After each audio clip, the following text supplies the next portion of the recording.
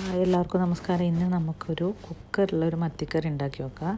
അതിന് ഒരു ചെറിയ തക്കാളീൻ്റെ ഒരു പകുതി, 3 പച്ചമുളക്, കുറച്ച് പെരിഞ്ചീരകം, 1 സ്പൂണ് മഞ്ഞൾപ്പൊടി, 1 സ്പൂണ് മുളക് പൊടി, ഒരു 1/4 ടീസ്പൂണ് മല്ലിപ്പൊടി, പിന്നെ കുറച്ച് കുരുമുളക് മുതുമനോട് ഫുൾ കുരുമുളക് എടുത്തിട്ടുള്ളത്, കാരണം അരക്കുന്നതുകൊണ്ട് എടുത്ത് പൊടി എടുക്കാണ്ട് അതും കൂടി എടുക്കുക. അതിലേക്ക് കുറച്ച് വെളിച്ചെണ്ണ ആഡ് ചെയ്യുക. വെളുത്തുള്ളീൻ്റെ ഒരു എല്ല് വേണമെങ്കിൽ ആഡ് ചെയ്യുക, പക്ഷേ ഞാനത് മറന്നു പോയതാണ്, വീഡിയോയിൽ ആഡ് ചെയ്തിട്ടുണ്ടായിരുന്നില്ല.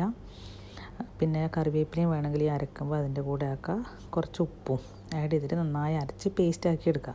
അതിനുശേഷം നമ്മൾ കഴുകി വെച്ച മത്തി ഉണ്ടല്ലോ, ആ മത്തിയിലേക്ക് ഈ അരവ് ആക്കിയതിന് ശേഷം നന്നായി മിക്സ് ചെയ്തൊരു 2-3 മിനിറ്റ് അതൊന്ന് റെസ്റ്റ് ചെയ്യാൻ വെക്കാം. മത്തിക്കൊന്ന് അരവൊന്ന് പിടിക്കാൻ വേണ്ടിയിട്ട്. അപ്പോൾ നമുക്ക് ആ നല്ലൊരു ടേസ്റ്റ് കിട്ടാം, നല്ല കുരുമുളകിൻ്റെ നല്ലൊരു ടേസ്റ്റ്. അത് ഇതുപോലെ ആക്കിയിട്ട് നന്നായി റെസ്റ്റ് ചെയ്യാൻ വെക്കാം. അതിനിടയിൽ ഒരു കുക്കർ എടുക്കുക. കുക്കറിലേക്ക് ഒരു ഉള്ളീൻ്റെ പകുതി, അതല്ലെങ്കിൽ ചെറിയ ഉള്ളീൻ്റെ ഒരു 3-4 പീസ് എടുത്തിട്ട് ചെറുതായി അരിഞ്ഞ് നമ്മൾ ഈ എണ്ണ ചൂടാകുമ്പോൾ അതിലേക്ക് ഇട്ട് കുറച്ച് കറിവേപ്പിലയും പിന്നെ ഒരു 1/4 ടീസ്പൂണ് ഉലുവപ്പൊടി അതും കൂടി ഇട്ട് അതൊന്ന് ഗോൾഡൻ കളറാവുന്ന വരെ ഒന്ന് ചെറുങ്ങനെ ഒന്ന് വരട്ടുക.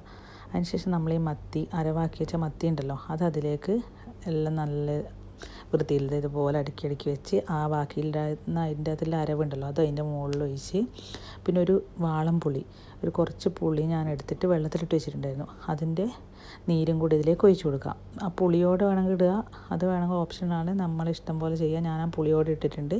അതിനുശേഷം കുക്കറിൽ ഒറ്റൊരു വിസിൽ അടിക്കാൻ പാടില്ല, ഇല്ലെങ്കിൽ ഫുള്ള് ഇതായി പോവും, വെന്ത് പോവും. അപ്പോൾ ഒരു വിസിലടിച്ച് അതിനെ നമ്മൾ കടുപ്പത്തു നിന്ന് മാറ്റി വെച്ചിട്ട് കുറച്ച് നേരം കഴിഞ്ഞ് ആവി കളഞ്ഞ് തുറന്ന് നോക്കുമ്പോഴത്തേനും നല്ല കുരുമുളകിൻ്റെ സ്മെല്ലോടുകൂടിയുള്ള നല്ല മത്തിക്കറി ഇവിടെ റെഡി ആയിട്ടുണ്ട്. അപ്പോൾ എല്ലാവരും ട്രൈ ചെയ്ത് നോക്കുക. ചോറിനും ചപ്പാത്തിക്കും ഒക്കെ കഴിക്കാൻ പറ്റും. ഞാൻ ചപ്പാത്തീൻ്റെ കൂടെയാണ് കഴിച്ചിട്ടുണ്ടായിരുന്നത്, നല്ല ടേസ്റ്റ് ഉണ്ടായിരുന്നു. അപ്പോൾ എല്ലാവരും ട്രൈ ചെയ്യുക. ട്രൈ ചെയ്തിട്ട്